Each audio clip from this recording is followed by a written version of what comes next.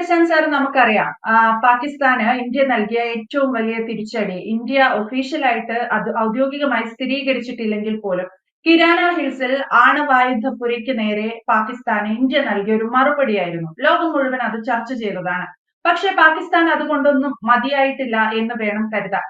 അവരുടെ ഈ nuclear weapon ഘടിപ്പിച്ചുകൊണ്ട് ഉള്ള ഒരു മിസൈലാണ് ഷഹീൻ തേർഡ് എന്ന് പറയുന്നത്. നമുക്കറിയാം കഴിഞ്ഞ കുറച്ച് ദിവസങ്ങളായി അവരുടെ ഈ മിസൈൽ വാർത്താ മാധ്യമങ്ങളിലൊക്കെ ചർച്ചാ വിഷയമാണ്. എന്റെ ഒരു ചോദ്യം എന്ന് പറയുന്നത്, വീണ്ടും ന്യൂക്ലിയർ വെപ്പൺ പ്രയോഗിക്കും എന്നൊരു ഭീഷണി പറയാതെ പറയുകയാണോ പാകിസ്ഥാൻ ഷഹീൻ തേർഡിലൂടെ?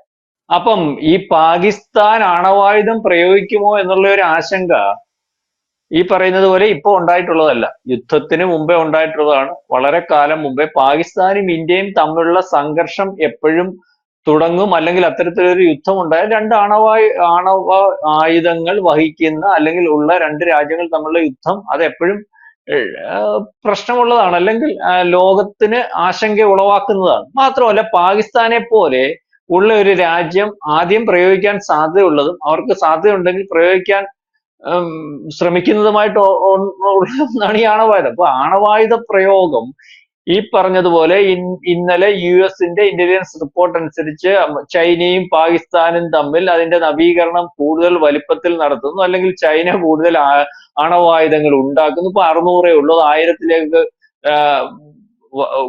കൊണ്ടുപോകുന്നു. പാകിസ്ഥാന് വേണ്ട രീതിയിലുള്ള ആണവായുധങ്ങൾ വലിയ വലിപ്പത്തിൽ കൊടുക്കാൻ ശ്രമിക്കുന്നു എന്നുള്ളതൊക്കെയാണ് ഇന്റലിജൻസ്. ഇതൊക്കെ ഇന്ത്യക്ക് അറിയാം. ഈ പറയുന്ന ഇന്നലെ വന്ന ഇന്റലിജൻസ് റിപ്പോർട്ട് എന്നത് ലോകക്രമത്തിനകത്ത് ഓരോ രാജ്യങ്ങളുടെയും പ്രശ്നങ്ങൾ അല്ലെങ്കിൽ യുദ്ധം നടന്നുകൊണ്ടിരിക്കുന്നിടത്ത് ആ രാജ്യങ്ങൾ എന്തൊക്കെയാണ് നടത്തിക്കൊണ്ടിരിക്കുന്നത്, അല്ലെങ്കിൽ ഇനി എന്താണ് നടത്താൻ സാധ്യതയുള്ളതിനെ പറ്റിയുള്ള റിപ്പോർട്ട്. അതിനകത്ത് നമ്മൾ ശ്രദ്ധിക്കുക, നമുക്ക് ചർച്ച ചെയ്യേണ്ടതായിട്ടുള്ള കാര്യം ചൈനയുടെയും പാകിസ്ഥാന്റെയും കാര്യമാണ്. അതുകൊണ്ടാണ് അത് ചർച്ച ചെയ്തത്. ഇപ്പം ഇതിനകത്ത് ഈ പറയുന്ന സിന്ദൂർ എന്ന് പറയുന്ന തിരിച്ചടിയിൽ നമ്മൾ വിചാരിക്കുന്ന പാകിസ്ഥാൻ ആണവായുധം പ്രയോഗിക്കാൻ ശ്രമിച്ചിട്ടില്ല എന്നാണോ ഇപ്പൊ വിചാരിക്കുന്നത്? പാകിസ്ഥാൻ ആണവായുധം പ്രയോഗിക്കാൻ ശ്രമിച്ചു. സിന്ദൂർ എന്ന് പറയുന്ന തിരിച്ചടിയിൽ, അല്ലെങ്കിൽ ആദ്യം നമ്മൾ പറഞ്ഞു നമ്മൾ ഒരു രാജ്യത്തോടുള്ള തിരിച്ചടിയല്ല, അവിടുത്തെ ഭീകരന്മാരെ ഇല്ലായ്മ ചെയ്യും, ഇന്ത്യക്കകത്ത് കയറി ഇന്ത്യയുടെ പരമാധികാരത്തെ ചോദ്യം ചെയ്ത, അല്ലെങ്കിൽ ഇന്ത്യയുടെ സിവിലിയൻസിനെ കൊന്ന, അത് മതം പറഞ്ഞു കൊന്ന, ഭീകരവാദമെന്ന് വ്യക്തത വരുത്തി കൊടുത്ത അല്ലെങ്കിൽ നടത്തിയ ഒരു ആക്രമണം, അതിന്റെ സോഴ്സ് പാകിസ്ഥാനാണ്, അതിന്റെ സഹായം പാകിസ്ഥാനുണ്ട്. കൂടുതൽ പരിശോധിച്ചപ്പോൾ ചൈന സഹായിച്ചിട്ടുണ്ട്. അവരെ തിരിച്ചടിച്ചിരിക്കും, ഇല്ലായ്മ ചെയ്തിരിക്കും എന്ന് പറഞ്ഞു. ഇത് ആദ്യമൊട്ടേ പറഞ്ഞ കാര്യമാണ്. തിരിച്ചടിച്ചു. ആദ്യമേ തിരിച്ചടിച്ചത് സൈനിക കേന്ദ്രങ്ങളാണല്ലോ. സൈനിക കേന്ദ്രങ്ങൾ ഇന്ത്യ സൈനിക കേന്ദ്രങ്ങൾ തിരിച്ചടിച്ചപ്പോൾ അവർക്ക് ഒരു ഡാമേജും വരുത്തിയില്ല. 9 സൈനിക കേന്ദ്രങ്ങളാണ് തിരിച്ചടിച്ചത്. ഭീകരവാദികളെയാണ് കൊന്നത്, സിവിലിയൻസിനെ കൊന്നിട്ടില്ല. എന്നിട്ട് പാകിസ്ഥാൻ തിരിച്ചടിക്കാൻ തുടങ്ങി. പാകിസ്ഥാൻ തിരിച്ചടിക്കാൻ തുടങ്ങിയപ്പോൾ ഇന്ത്യ ആ തിരിച്ചടിയെ പ്രതിരോധിച്ചു. പക്ഷെ ഇന്ത്യ നോക്കിയപ്പോൾ പാകിസ്ഥാന്റെ തിരിച്ചടികൾ മൊത്തം ഇന്ത്യയുടെ, നമ്മൾ ചെയ്തത് ഭീകരർക്കെതിരെയുള്ള തിരിച്ചടിയാണെങ്കിൽ പാകിസ്ഥാൻ തിരിച്ചടിച്ചത് നമ്മുടെ ഈ പ്രധാനപ്പെട്ട നഗരങ്ങളെയും നമ്മുടെ പ്രധാനപ്പെട്ട സൈനിക കേന്ദ്രങ്ങളെയും നമ്മുടെ പ്രധാനപ്പെട്ട വിമാനത്താവളങ്ങളെയും നമ്മുടെ സിവിലിയൻസിനെയും ഒക്കെയാണ്. അന്നേരമാണ് നമ്മൾ തിരിച്ചടിച്ചത്. നമ്മൾ തിരിച്ചടിച്ചു. നമ്മൾ ചെയ്ത സൈനിക കേന്ദ്രങ്ങളിൽ തിരിച്ചടിച്ചു, അല്ലെങ്കിൽ ഈ പറയുന്നത് പോലെ അവിടുന്ന് ഈ മിസൈലുകൾ തൊടുക്കാൻ സാധ്യതയുള്ള വ്യോമത്താവളങ്ങൾ അടിച്ചു കളഞ്ഞു, അല്ലെങ്കിൽ പ്രതിരോധ സംവിധാനങ്ങൾ നമുക്ക് അടിച്ചു കളഞ്ഞു. അതുവരെ നമ്മൾ അതിന് മുമ്പിലത്തേനകത്ത് നമ്മൾ പ്രതിരോധ സംവിധാനങ്ങൾ അടിച്ചില്ല, ജാം ചെയ്തത്. അപ്പൊ നാശനഷ്ടം പിന്നെയാണ് ഉണ്ടാക്കിയത്. ഏറ്റവും അവസാനം ഈ പറയുന്നത് പോലെ ഷഹീൻ എന്ന് പറയുന്ന അതിന്റെ ഷഹീൻ മിസൈൽ ഇന്ത്യക്കെതിരെ തൊടുത്തു. പാകിസ്ഥാനിൽ കയ്യിലിരിക്കുന്ന ഏറ്റവും വലിയ മിസൈലാണ്, ആണവായുധം ഘടിപ്പിക്കാൻ പറ്റുന്ന മിസൈലാണ് ഈ ഷഹീൻ മിസൈൽ. ഈ ഷഹീൻ മിസൈൽ ഇന്ത്യക്കെതിരെ വന്നപ്പോൾ ഇന്ത്യയുടെ S-400 അത് ഡേഞ്ചറസ് മിസൈലാണ്. ഷഹീൻ മിസൈൽ നമ്മൾ വിചാരിക്കുന്നത് പോലെ അല്ല. അത് കടന്നു വരാനും വളരെ റേഞ്ച് ഉള്ളതും പല പ്രതിരോധ സംവിധാനത്തെ അതിജീവിക്കാൻ സാധ്യതയുള്ളതുമൊക്കെ ആയിട്ട് മിസൈൽ പാകിസ്ഥാൻ പ്രയോഗിച്ചതുകൊണ്ട് ആ മിസൈൽ നിസ്സാരമായിട്ടുള്ള മിസൈലൊന്നും അല്ല. ആ മിസൈലിനെ S-400 നമ്മളെ പ്രതിരോധ സംവിധാനം ഒക്കെ തകർത്തു. പക്ഷെ ആ മിസൈൽ പ്രയോഗിച്ചത് പാകിസ്ഥാൻ. അടുത്ത മിസൈൽ ഷഹീൻ വരുന്നത് ഒരുപക്ഷെ ആണവായുധം ഘടിപ്പിച്ചുകൊണ്ട് തന്നെ ആയിരിക്കും. അത് മനസ്സിലാക്കിയാണ് ഈ പറയുന്ന 1-ാം ഘട്ടം നമ്മൾ ഭീകരവാദികളെ ആക്രമിച്ചു, 2-ാം ഘട്ടം നമ്മളെ ആക്രമിക്കാൻ വന്നതിന് തിരിച്ചടി കൊടുത്തു, 3-ാം ഘട്ടം നമ്മളെ ഇനി ആക്രമിക്കാതിരിക്കാൻ സൈനിക കേന്ദ്രങ്ങളും പ്രതിരോധ സംവിധാനങ്ങളും തകർത്തു. ആ സമയത്താണ് മിസൈൽ നമ്മൾക്കെതിരെ പ്രയോഗിച്ചത്. ആ പ്രയോഗം എന്ന് പറഞ്ഞാൽ പാകിസ്ഥാൻ നിസ്സാരമായിട്ട് പ്രയോഗിച്ചല്ല. ഷഹീൻ മിസൈൽ ഇന്ത്യയിൽ വിജയിക്കാൻ സാധ്യതയുണ്ടെങ്കിൽ, അവരുടെ ലക്ഷ്യപ്രാപ്തിയിൽ എത്താൻ സാധ്യതയുണ്ടെങ്കിൽ അതിന് പുറകെ ഉടനെ തന്നെ ആണവായുധം വഹിച്ചുകൊണ്ടുള്ള ഷഹീൻ മിസൈൽ ഇന്ത്യയിലേക്ക് വന്നേനെ.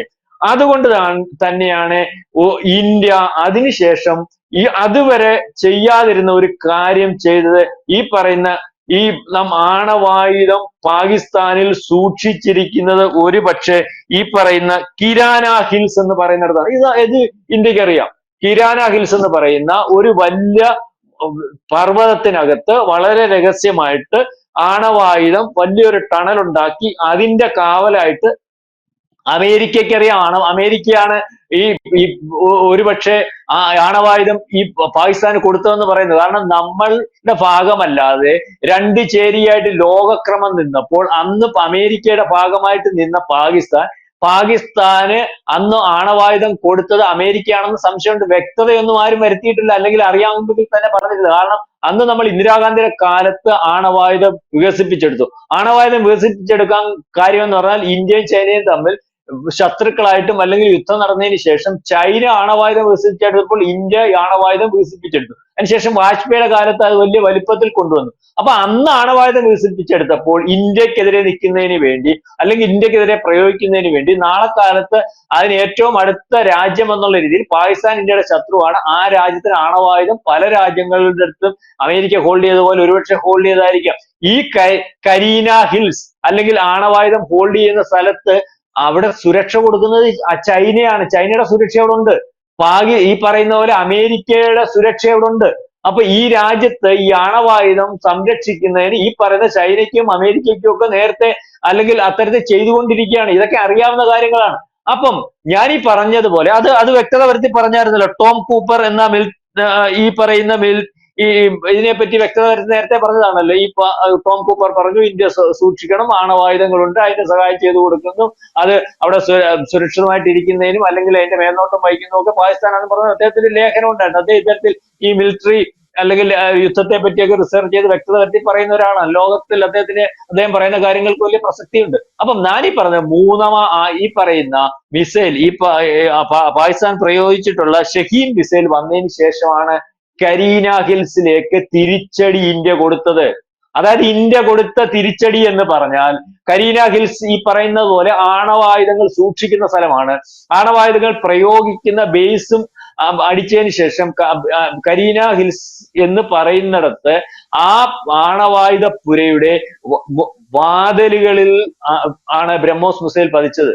നിസ്സാരമല്ല. ആണവായുധ പുരയിലേക്ക് കയറാനോ ആണവായുധങ്ങൾ അതിനകത്തു നിന്ന് എടുത്ത് ഒരുപക്ഷെ പ്രയോഗിക്കാനോ സാധ്യതയില്ലാത്ത രീതിയിൽ ആണവായുധ പുരകൾക്കകത്ത് അല്ലെങ്കിൽ അതിന്റെ വാതിൽക്കൽ തന്നെ പ്രധാനപ്പെട്ട കവാടങ്ങൾ തന്നെ അടിച്ചു തകർത്തു ബ്രഹ്മോസ് വെച്ചിട്ട്.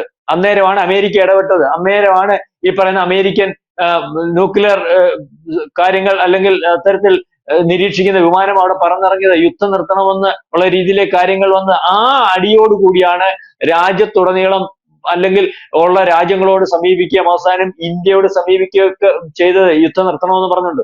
ഒരു രീതിയിലും ചെയ്യാൻ പറ്റാതെ വരികയും നമ്മൾക്കെതിരെ ആണവായുധം പ്രയോഗിക്കാൻ പാകിസ്ഥാൻ ശ്രമിക്കുന്നു എന്നത് വളരെ വ്യക്തമായിട്ട് ഇന്ത്യക്ക് ബോധ്യപ്പെട്ടതിന് ശേഷമാണ് ആണവായുധ പുര അടിക്കുന്നതിന് ഇന്ത്യ തയ്യാറായത് എന്നാണ് നമ്മൾ മനസ്സിലായത്. ഇത് പക്ഷേ പറഞ്ഞിട്ടില്ല. നമ്മൾ ആണവായുധ പുര അടിച്ച കാര്യം പോലും പറഞ്ഞിട്ടില്ല. യുദ്ധ നിയമങ്ങൾക്കെതിരാണ്. നമ്മൾ ഇതുവരെ സമ്മതിച്ചിട്ടില്ലല്ലോ. ലോകത്തിന് മൊത്തം അറിയാമല്ലോ കരീന ഹിൽസിലെ ആണവായുധ പുര ഇന്ത്യ അല്ലെങ്കിൽ തകർക്കുന്നതിന് വേണ്ടി ഇന്ത്യ ശ്രമിച്ചു, അല്ലെങ്കിൽ അതിന്റെ പ്രവർത്തനം നിർവീര്യമാക്കി അവിടുത്തെ സംവിധാനങ്ങൾ മൊത്തം തകർത്തു.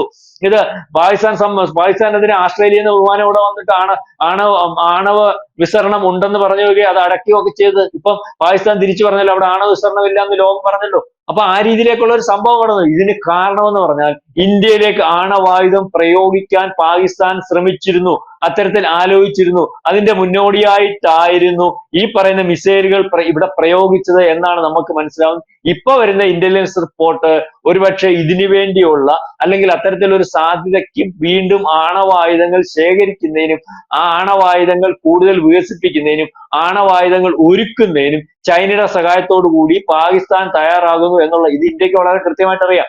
നാളെ കാലത്തെ അതാണ് ഇന്ത്യൻ പ്രധാനമന്ത്രി ഇതിന് ശേഷം പറഞ്ഞ ആണവായുധം കാണിച്ച് ഞങ്ങളെ പേടിപ്പിക്കണ്ട. നീ ആണവായുധം എടുത്താൽ എടുക്കുന്ന സമയത്ത് തിരിച്ചടി ഉണ്ടാവും. ഇന്ത്യക്ക് അറിയാം ഇത്. നാളെ കാലത്തെ ഇനിയൊരു ഈ പറയുന്ന പോലെ യുദ്ധം സിന്ദൂർ അവസാനിപ്പിച്ചിട്ടില്ലെന്ന് ഇന്ത്യ പറഞ്ഞാൽ എന്താ കാര്യം എന്തോ? സിന്ദൂർ ഈ പറയുന്ന യുദ്ധം നിർത്തണമെന്ന് പറഞ്ഞ് പാകിസ്ഥാൻ വന്നതെന്ന് പറഞ്ഞാൽ പാകിസ്ഥാൻ ഏത് സമയം ഇന്ത്യ തിരിച്ചടിക്കാൻ സാധ്യതയുണ്ട്. അതിന് സാധ്യതയുണ്ടെങ്കിൽ തിരിച്ചടിക്കും. കഴിഞ്ഞ ദിവസത്തെ പാകിസ്ഥാന്റെ ബഡ്ജറ്റ് കണ്ടോ? പാകിസ്ഥാന്റെ ബഡ്ജറ്റാണ് 18% ഈ ഇപ്പൊ പറയുന്ന ഈ ദരിദ്ര രാജ്യത്ത് ഈ മാറ്റിവെച്ചേക്ക 2,00,000 കോടി രൂപ ആയുധം മേടിക്കുന്നതിന് മാത്രം മാറ്റിവെച്ചിരിക്കുകയാണ്. വിനാശകരമായിട്ടുള്ള ആയുധം എന്നാണ് ഇപ്പൊ ലോകം പറയുന്നത്. അതിന്റെ അർത്ഥം എന്താ? അണുവായുധം മേടിക്കുന്നതിന് വേണ്ടി. ഇവൻ ഈ പട്ടിണി കിടക്കുന്ന രാജ്യം, നാളെ കാലത്ത് ഒരു മാർഗവുമില്ലാത്ത രാജ്യം, ആൾക്കാർ തെരുവിൽ തല്ലുന്ന രാജ്യം, അരാജകത്വത്തിലേക്ക് പോകുന്ന രാജ്യം, നാലായിട്ട് വികസിക്കാൻ പോകുന്ന രാജ്യം, ആ രാജ്യത്തിന്റെ ബഡ്ജറ്റിനകത്ത് 18% ഈ പറയുന്ന മാരകായുധങ്ങൾ മേടിക്കുന്ന ആരെ അടിക്കാനാ? അവൻ ആകപ്പാടെ അടിക്കേണ്ട ശത്രു ഇന്ത്യയല്ലേ? ഇന്ത്യയെ സാധ്യത വന്നാൽ ആണവായുധം പ്രയോഗിക്കുമെന്ന് അവർക്കറിയാം. ഇന്ത്യ തിരിച്ചടിച്ചാൽ ലോകം തന്നെ പാകിസ്ഥാനോട് പറയുന്നുണ്ട്. എന്തോ വിവരക്കേടാ പാകിസ്ഥാൻ കാണിക്കാൻ പോകുന്ന അറിയത്തില്ല. ലോകം തന്നെ പാകിസ്ഥാനോട് പലവട്ടം പറയുന്നു, ഇപ്പോഴും ഇതിനു ശേഷവും പറഞ്ഞു, നിങ്ങൾ ഇന്ത്യയെ അടിക്കാൻ പോകരുത്. ഇന്ത്യയെ അടിച്ചാൽ നിങ്ങൾ ഭൂപടത്തിൽ ഇനിയും കാണത്തില്ല. പക്ഷെ ഇന്ത്യയെ അടിക്കാൻ അവന്മാർ തയ്യാറാകും. അടുത്ത ഒരടിയോടുകൂടി ഈ പറയുന്ന ആണവായുധമായിരിക്കും ആദ്യം പ്രയോഗിക്കാൻ നമ്മുടെ ഒരു കണക്കുകളനുസരിച്ച് പറയാൻ സാധ്യതയുള്ളത്. അതോടുകൂടി പാകിസ്ഥാൻ എന്ന് പറയുന്ന രാജ്യം ഭൂപടത്തിൽ നിന്നും മാറ്റിവെക്കുന്ന അല്ലെങ്കിൽ അത്തരത്തിലേക്ക് ഒരു പ്രയോഗം ഇന്ത്യ തിരിച്ചടിക്കുകയൊക്കെ ചെയ്യും. അപ്പം ഈ പറഞ്ഞ ഇന്റലിജൻസ് റിപ്പോർട്ട് വന്നതിന് ശേഷം ആരും ഭയക്കാനും അല്ലെങ്കിൽ ഈ പറയുന്നത് പോലെ ഭീതിയോടുകൂടി കേൾക്കാനും ഒന്നുമില്ല. ഈ കഴിഞ്ഞ സിന്ദൂർ ഓപ്പറേഷന് പോലും സാധ്യതയുണ്ടായിരുന്നെങ്കിൽ ഒരുപക്ഷെ ആണവായുധം ഇന്ത്യയിൽ അവരുടെ നേതാക്കന്മാർ പറഞ്ഞതുപോലെ പ്രയോഗിക്കാനുള്ള ശ്രമം നടന്നിരുന്നു എന്നാണ് നമുക്ക് ഇതിൽ നിന്നൊക്കെ മനസ്സിലാവുന്നത്. അതിനെ ഈ പറയുന്ന ഇന്ത്യ തടയിട്ടു, അല്ലെങ്കിൽ ഇന്ത്യ അതിനുള്ള സാധ്യതകൾ അടച്ചു. ഒരുപക്ഷെ ആണവായുധം എടുക്കാൻ പറ്റാത്ത പോലെ ഇന്ത്യ അതിന് തടസ്സം നിന്നു. അതുകൊണ്ടാണ് ആണവായുധം ഇന്ത്യയിൽ പ്രയോഗിക്കാതെ പോയത്. അല്ലാതെ പാകിസ്ഥാന്റെയോ മര്യാദ കൊണ്ടാണെന്ന് ആരും വിചാരിക്കേണ്ട. ഇനിയും പാകിസ്ഥാൻ സാധ്യതയുണ്ടെങ്കിൽ ആദ്യം ചെയ്യാൻ പോകുന്നത് അത് തന്നെയായിരിക്കും. അത് ഇന്ത്യക്കറിയാം ഇന്ത്യ ആ രീതിയിലാണ് നിൽക്കുന്നത്. യെസ്, എന്തായാലും പാകിസ്ഥാന്റെ ശ്രമങ്ങളെ ഇന്ത്യ പരാജയപ്പെടുത്തി എന്നാണ്. ഷഹീൻ 3 എന്ന് പറയുന്നത് അത്യന്തം അപകടകരമായ ഒരു മിസൈലാണ്. സർഫേസ് ടു സർഫേസ്, അതും അത്രയും റേഞ്ചിൽ 1270ഓളം കിലോമീറ്റർ റേഞ്ചിൽ തൊടുത്തുവിടാൻ കഴിയുന്ന ഒരു മിസൈൽ. അതിൽ ന്യൂക്ലിയർ വെപ്പൺ ഘടിപ്പിക്കാൻ സാധിക്കും. ഇത്തരത്തിലൊരു മിസൈലാണ് ഇന്ത്യക്ക് നേരെ പ്രയോഗിക്കാൻ പാകിസ്ഥാൻ ശ്രമം നടത്തിയിരുന്നത്. പക്ഷേ മുൻകൂട്ടി കണ്ട ഇന്ത്യ ശ്രമത്തെ തടഞ്ഞു എന്നുള്ളതാണ്, വലിയൊരു ദുരന്തം ഒഴിവാക്കി എന്നുള്ളതാണ്. പാകിസ്ഥാന് കൃത്യസമയത്ത് തിരിച്ചടി നൽകാനും ഇന്ത്യക്ക് സാധിച്ചു. വ്യക്തമാണ്. Thank you Prashant sir. കൂടുതൽ വാർത്തകളും വിശേഷങ്ങളും നിങ്ങളിലേക്ക് എത്താൻ ABC മലയാളം സബ്സ്ക്രൈബ് ചെയ്യുക, ബെൽബട്ടനും അമർത്തുക.